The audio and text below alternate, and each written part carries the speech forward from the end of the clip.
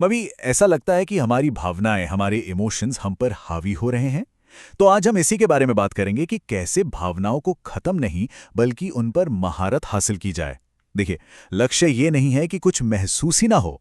लक्ष्य ये सीखना है कि हम किसी भी चीज को ये कंट्रोल ना करने दें कि हम कैसा महसूस करते हैं।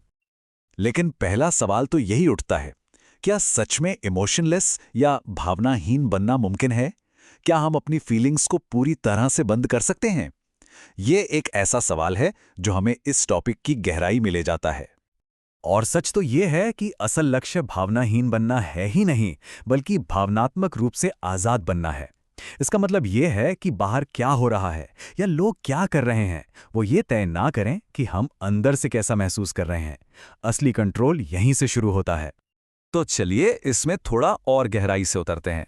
इससे पहले कि हम इमोशंस को कंट्रोल करने की बात करें, यह समझना जरूरी है कि वो असल में हैं क्या। मतलब वो आती कहां से हैं और हमें क्या बताने की कोशिश कर रही हैं। बिल्कुल सीधे साधे शब्दों में कहें तो भावना या इमोशन हमारे अंदर की एक प्रतिक्रिया है। ये हमारे दिमाग और दिल का एक सिग्नल है जो बस ये बताता है कि कोई चीज अच्छी लगी या बुरी। जैसे खुशी महसूस होने पर एक अलग ही एनर्जी आती है या गुस्सा आने पर जलन महसूस होती है। ये सब सिग्नल्स ही तो हैं। और यहाँ एक बहुत ही दिलचस्प बात सामने आती है। भावनाएं किसी सिचुएशन से नहीं बल्कि उस सिचुएशन को दिए गए मतलब से पैदा होती हैं। सोचकर देखिए, एक ही नेगेटिव कमेंट अगर उसे हमला माना जाए तो गुस्सा और उदासी महसूस होती है, लेकिन अगर उसी कमेंट को फीडबैक की तरह देखा जाए तो इंसान न्यूट्रल या शायद मोटिवेटेड भी महसूस कर सकता है। सिचुएशन वही है, बस देखने का नजरिया बदल गया और फीलिंग बदल गई। और पता है, ये सब ना पलक झपकते ही हो जाता है। हमारा दिमाग कुछ इस तरह बना है कि हम सोचने से पहले महसूस करते हैं। जैसे जब कोई कुत्ता अचानक भौंकता है तो हमारा इमोशनल ब्रेन, जिसे एमिगडाला कहते हैं, फौरन डर का सिग्नल भेजता है और हमारा शरीर खुद ब खुद पीछे हट जाता है। लॉजिकल दिमाग तो बाद में सोचता है कि क्या खतरा असली था भी या नहीं। तो फिर सवाल यह है कि इस ऑटोमेटिक रिएक्शन को मैनेज कैसे करें। इसका पहला और सबसे ताकतवर तरीका है जागरूकता, यानी अपनी भावना और उस पर होने वाले एक्शन के बीच एक छोटा सा गैप, एक ठहराव पैदा करना। यह सुनने में एक छोटा सा बदलाव लग सकता है, लेकिन इसका असर बहुत गहरा है।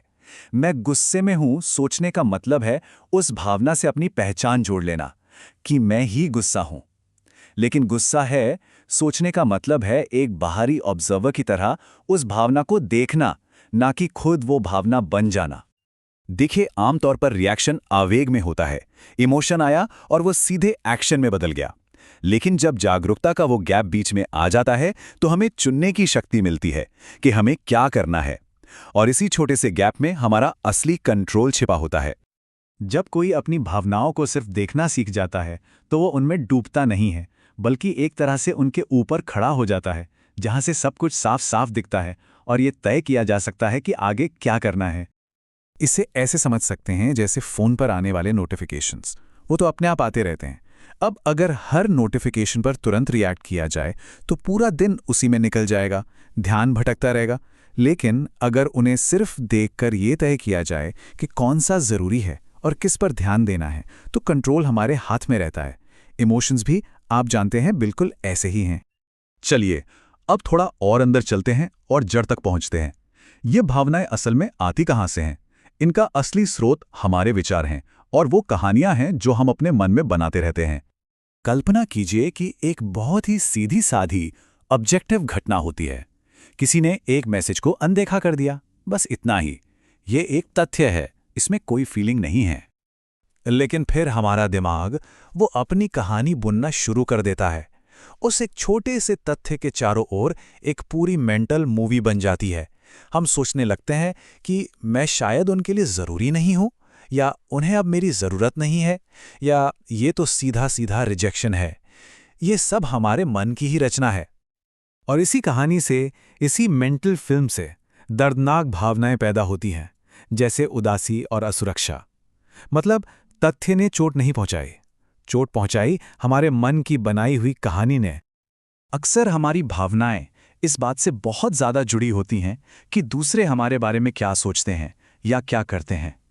तो इस बाहरी निर्भरता की डोरियों को कैसे काटा जाए और अपना कंट्रोल वापस कैसे पाया जाए? इसे ऐसे सोचें, जब किसी की तारीफ से बहुत ज्यादा खुशी मिलती है और किसी के नजरअंदाज करने से बहुत ज्यादा दुख होता है, तो इसका मतलब है कि हमारे मूड का रिमोट कंट्रोल किसी और के हाथ में है, और जब तक ये रिमोट उनके पास है, कोई भी भावनात्मक रूप से आजाद नहीं हो सकता। तो इसका समाधान क्या है?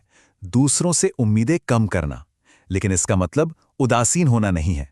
इसका मतलब है ये समझना कि हम जिन चीजों को कंट्रोल नहीं कर सकते, उनसे अपनी उम्मीदें हटा लें।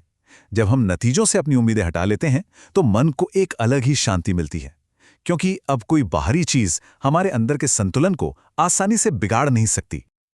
और अब आखिरी और शायद सबसे शक्तिशाली तरीका, एक लॉजिकल शील्ड। ये एक तरह का मेंटल फिल्टर है जो हमें आवेग में आकर फैसले लेने से बचाता है।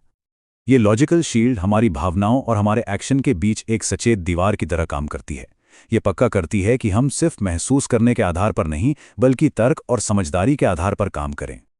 और इस शील्ड का सबसे जरूरी सवाल यह है, जब भी कोई तेज भावना उठे तो एक्शन लेने से पहले बस खुद से पूछना है, क्या यह भावना मेरे विकास के लिए, मेरे लक्ष्य के लिए जरूरी या उपयोगी है?